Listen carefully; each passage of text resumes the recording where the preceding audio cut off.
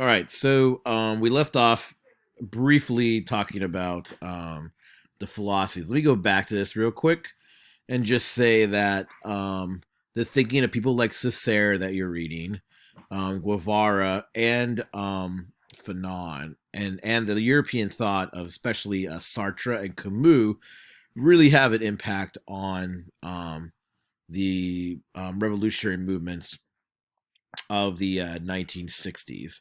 So you get here with post-war Africa, and you look at this map here, and you can kind of see all the different independent movements that break out across the African world, and how the African world take on a post-colonial state, and they all kind of get wrapped up into the Cold War. So many of these states will try to become socialist, communist.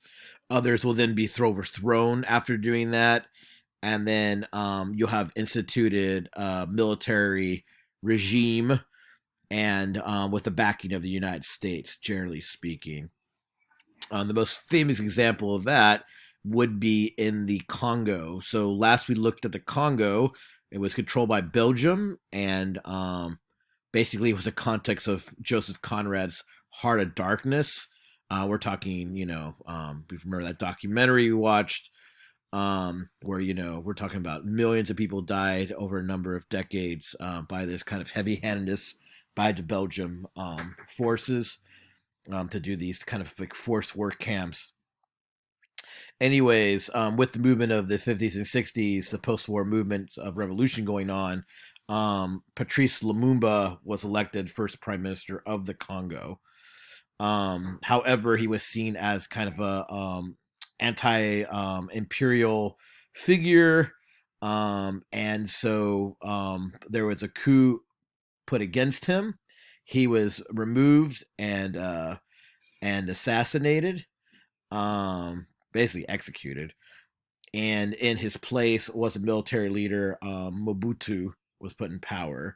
And Mobutu basically ran the country dry. He basically got rich off the country, put in Swiss bank accounts, but he was kept in power because he was anti-communist. But he was one of these typical kind of African dictators, military dictators, rules with iron fist. Um, Another example of just kind of the general thinking of African leaders. You can see this in like Kwame Nkrumah.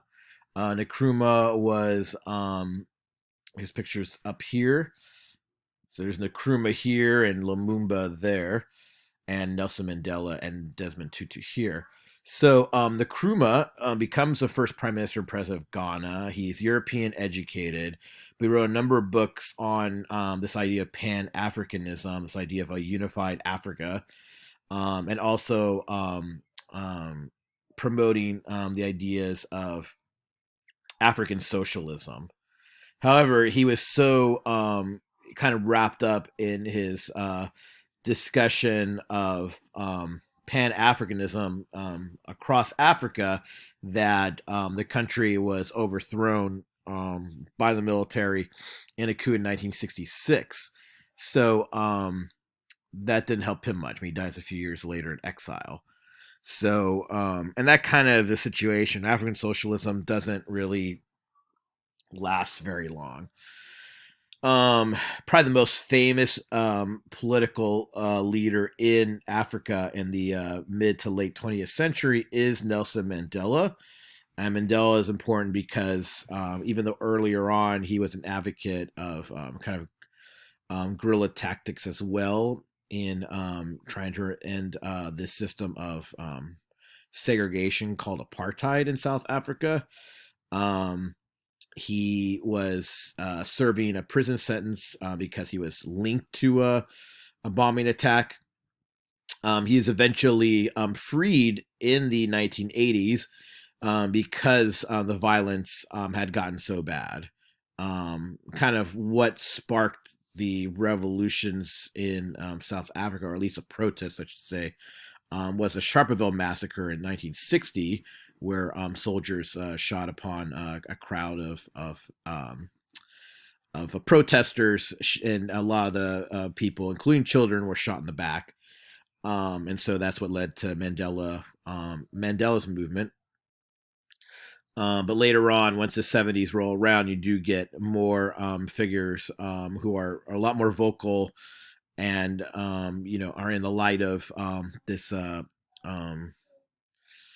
promotion of guerrilla style tactics um, that's just like pulling the country apart.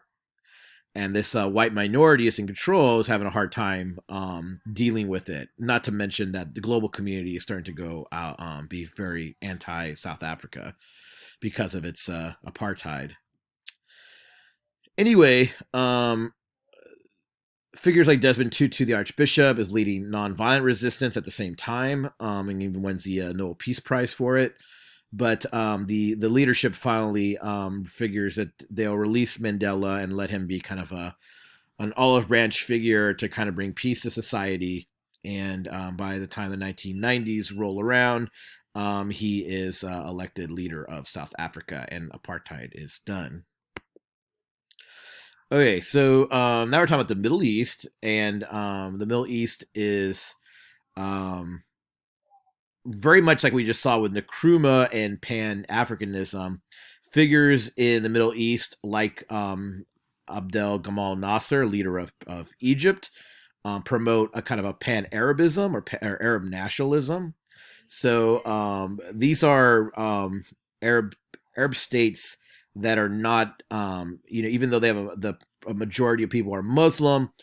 Figures like Nasser are not promoting kind of a Muslim state. This is still somewhat of a secular state, but it's a lot more radical. And Nasser is actually pretty adept at navigating the Cold War. We already kind of met him in the talk about non-aligned movement. So Nasser is able to avoid being dragged into the Cold War, and at the same time, he kind of leads other Arab nations against the rise of Israel in the Middle East. So in 1948, the United Nations recognizes Israel as a nation state.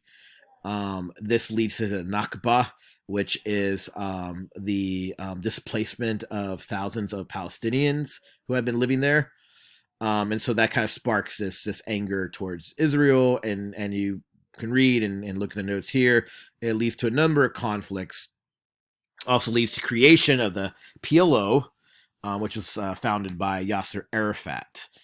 Um, and the idea is to use again these kind of guerrilla tactics to take down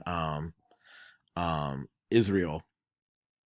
Well, eventually, as the 1970s roll around to close, some of these countries, like Egypt, make peace concessions to Israel, and a lot of the tension in this area is kind of controlled. Um, but kind of like off the radar for a while. But once the Intifada begins, this is the quote unquote shaking off. That's what Intifada means. You begin to get the push, a public movement by the Palestinians once again. This is the famous like rock throwing Palestinians against Israeli tanks that happened in 1980s, 1987, and is seen often in news reports. So this leads to the globe, generally speaking, starting to pay attention once again to the Middle East tensions. Groups like Hamas are formed. This is different from the PLO. And in fact, Hamas will win control of the Gaza area. The Gaza Strip is known in 2006. There are peace negotiations that do happen eventually between Yasser Arafat, PLO, and the Israeli state. This happens during Bill Clinton's presidency. But the violence in this area is something else. When President Anwar Sadat of Egypt made peace with Israel with Prime Minister Begin in 1979, he was assassinated in Egypt. And when Rabin made peace with the PLO in 1993, the prime minister was assassinated by Jewish nationals. So, like I said, it's quite a lot of tension here, continues to be as well. Um, and then finally, just keep your eyes on the continual intifadas that have broken out in the region. There's a recent one that happened between the years 2000 and 2005. So finally, talking, to kind of wrap up this general study of the Middle East, we have the tension between Iran and Iraq. Iran was actually a modern style, kind of styled off of Ataturk's Turkey, um, uh, uh, a nation state with a high Muslim majority, but the Islamic side of this history was oftentimes suppressed by the figure of the Shah. Eventually, as the 50s rolled around, the Shah's power was being challenged by the prime minister, in particular Mohammad Mossadegh. Um, and one of the things he wanted to do is what something a lot of these new nation states were trying to do. They were trying to nationalize the products coming, especially the main exports coming out of the country, and particularly for Iran, it's oil. However, coup, or not a coup, but um, yeah, basically was a coup, was enacted against Mossadegh, and the Shah is installed back into power in 1953. Um, and in fact, the Shah, this is Reza Shah Pahlavi. This is the original Shah's son. He's in power now, and he rules it basically as a dictator till the late 1970s when the Iranian Revolution happened. And so, famously, he's a very repressive leader, typical kind of monarch. And while he's ruling from the 50s to the 70s, dissent is coming through the way of Islamic Shiism and kind of radical Shiism, led by this guy here, the Ayatollah Khomeini. Khomeini is living in exile, in fact, for since the 60s. And so enough is enough. A number of movements lead to this revolution in 1979, which I would argue is one of the biggest events in recent history, like top five, because it does show this in within the Middle East, especially this attention to utilizing a certain interpretation of Islam as like the controlling factor of your politics. So it kind of opens up the new world of the Islamic State. Um, Now, while that is getting off the ground, and don't have the time to go into all the stuff, like including having American hostages for a while until they're freed in early 1980. Um, but while that revolution is just getting off the ground and it's suppressing dissenting elements, Saddam Hussein in Iraq, who was a military leader that basically overthrew the government and ruled very Stalin-esque in Iraq until his overthrow in the Second Gulf War, 2003. He, with the backing of the United States, invaded Iran and started a war between the two countries.